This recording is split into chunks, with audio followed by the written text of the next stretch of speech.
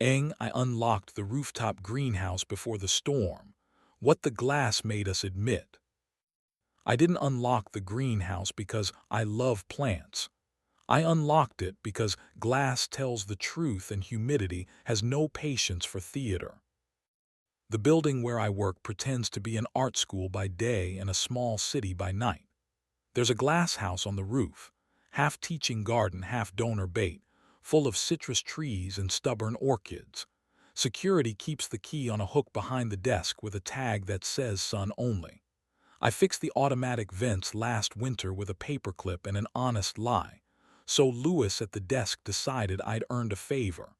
When I asked for the key, he slid it over without commentary and only one rule. "Storm warning after midnight," he said. 40 minutes, and hey, no trials after 2. It sounded like a joke until I heard how tired he was. At 11:36 p.m., my phone performed the sentence I can now recite in my sleep. Loadout ran late. Quick drink turned into a seat at the bar. Might crash at the office. Don't wait up. Nia isn't a liar. She arranges chaos until it stops scaring strangers.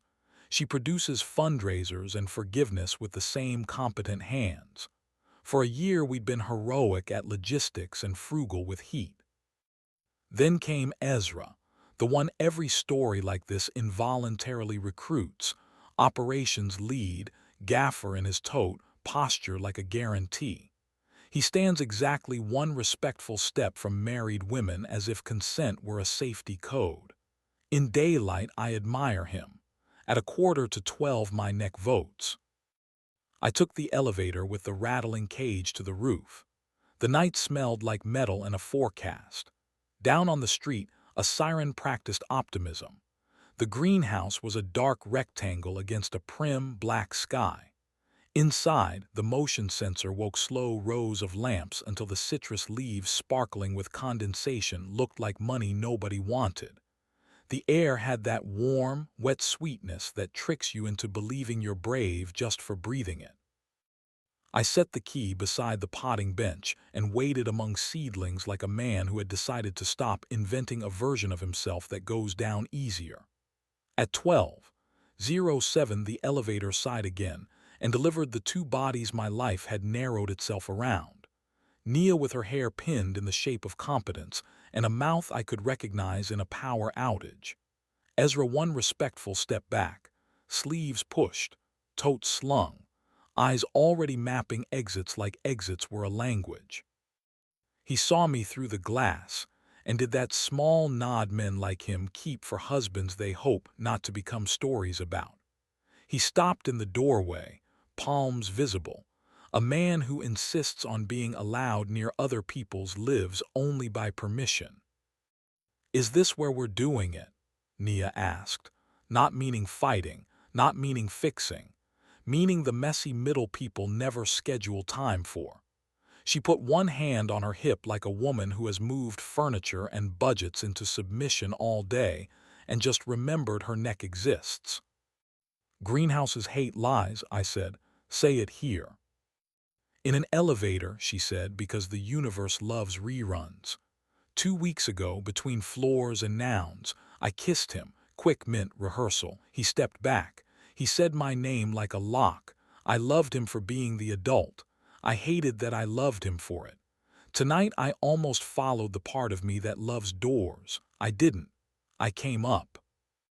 Ezra kept his eyes on the floor mat where the city shakes itself off before it tries to be a person. "Need me?" he asked her, not me. "I need you exactly there," she said, pointing to the threshold where outside ends and inside gets interested. "If I want less distance, I'll use proper nouns." He obeyed. Good men do. That's what keeps them employed and dangerous. The storm dragged a sleeve along the roof. I moved to Nia without haste, the way someone approaches an animal he knows has his name in its mouth. I put my hand at the back of her neck and pressed my thumb into the soft notch I've kept for emergencies that ought to be pleasures. Her eyes closed like a vote. I kissed her, jurisdiction, not apology. She answered like a woman who had been a plan for 12 hours and wanted to be a person for 3 honest minutes. "Keep our clothes," she murmured against my mouth. "We keep our life," I said. "We stop paying interest to Mercy." My other hand slid down along her ribs to her waist, where the elastic reminded me that laws have a point beyond paperwork. I stopped because I like the man I wake up next to, and I am trying to stay him. She took my lower lip between her teeth, brief and brave, then laughed softly, the laugh that has got me across worse bridges than this one. "Do you still want to hit him?" she asked, not unkind, eyes flicking toward the doorway where Ezra was reading a label on a watering can like it might absolve him.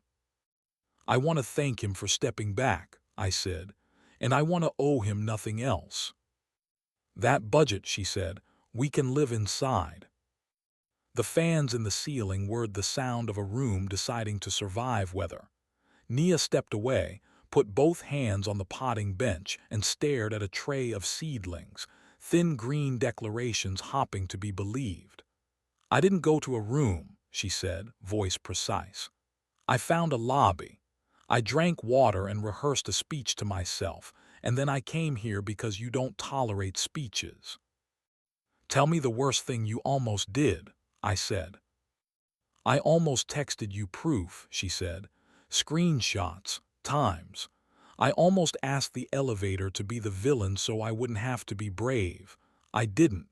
I decided to ask for a room instead." "I drove to the motel with the orange doors," I said.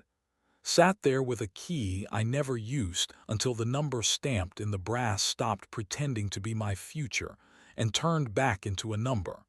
Then I laughed myself home and made eggs like a penance." The glass popped once, a little heat arguing with a little cold.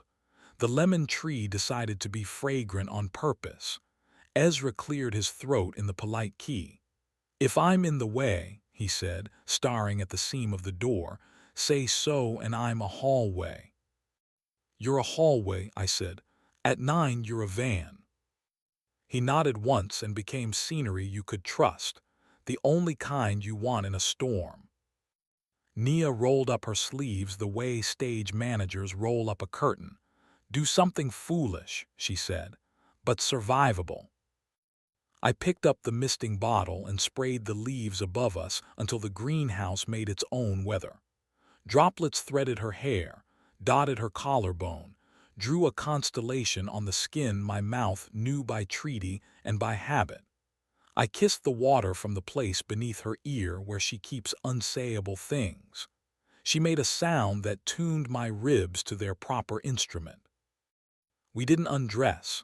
We didn't perform. We made heat that could walk back through a lobby without calling a lawyer. The storm bumped the glass. The city under us changed its mind about a few streetlights. In the doorway, Ezra put one hand on his tote like a man who knows the difference between permission and competence and is determined not to make me define it. "Invite me when you're interesting," I said into the notch at her throat. "Not only when you're frightened, you'll be easier to love in other lighting." "I am inviting you," she said. "Show up before the elevator does." We stood breathing the same sweet, damp air and counted seedlings like a litany. She told me about the moment in the elevator when curiosity dressed as courage, about the stopping that made morning tolerable, about tonight's almost that felt like a door practicing her name. I told her about the motel parking lot and the laugh that saved our rent. We didn't trade sentences like charges. We handed them over like weights we intended to lift together. Lightning braided itself north of us. For a second the panes flashed with our reflections, and I watched my hand at her waist, my mouth at her shoulder, my face that looked less like a plaintiff than it had for months. She reached behind her, found my wrist, pressed my palm harder into her hip as if asking my imprint to outlast weather. Then she let go and stepped back exactly one pace, the way a good conductor does when she wants a section to play without worrying about being seen. Ezra shifted his weight and looked toward the stairs. "Loadin' at 9, he said, voice even. "We need 4 backs and no speeches." "Thank you," I said, which in this city translates to "don't ruin this. Keep being the adult in the hallway. You have my gratitude and my irritation in equal parts." He nodded and left the doorway to the plants, who commit to nothing but photosynthesis and rumor. Nia moved to the lemon tree and plucked a leaf, rubbed it between her fingers until the scent declared itself. "We're ridiculous," she said, "and alive." "The only combination I've ever trusted," I said. Rain found a seam and tapped a small lesson above our heads. I set my forehead to hers and listened like a person who has broken enough things to know how expensive repair is. She smiled without performance, and let that be the apology neither of us was owed. We locked the greenhouse at 12:47 and took the elevator down. Lewis at the desk glanced up, read our faces with the tired skill of men who file the night under housekeeping and the morning under math. He slid a spare umbrella across the counter. "Storm's early," he said. "Get home in one piece."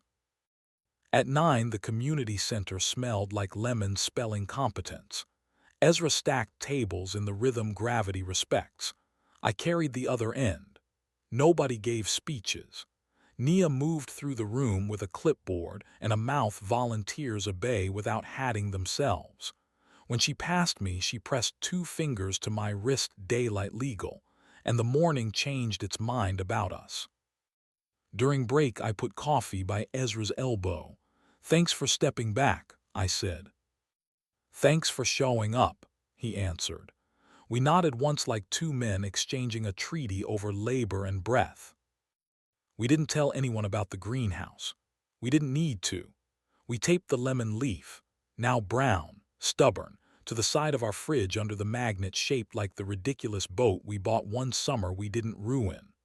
Sometimes when the house auditions for courtroom, we walk past the building and tip our heads toward the glass like citizens saluting a flag they would rather not swear at. Sometimes she texts "come" and means stand beside me while I bend a room into competence and beauty. Sometimes I text "come" and mean watch me be a body before I become a plan. Sometimes we buy a citrus at the market and keep it in the kitchen just to teach the air how to remember us. We didn't stop admiring other people's competence. We did stop confusing it with permission. Heat is a temperature, not a verdict. Storms are witnesses who don't sign affidavits. We eat before we try to win. We sleep when the clock loses its manners. We put our hands on each other in daylight like the sun still issues licenses. And when the gossiping part of the city asks whether we have anything to add, we say we borrowed a room where breath can be seen, put our mouths where our vows still work, and return the key with fingerprints we intend to keep. The glass did not lie for us. It didn't have to. We told the kind of truth that survives humidity.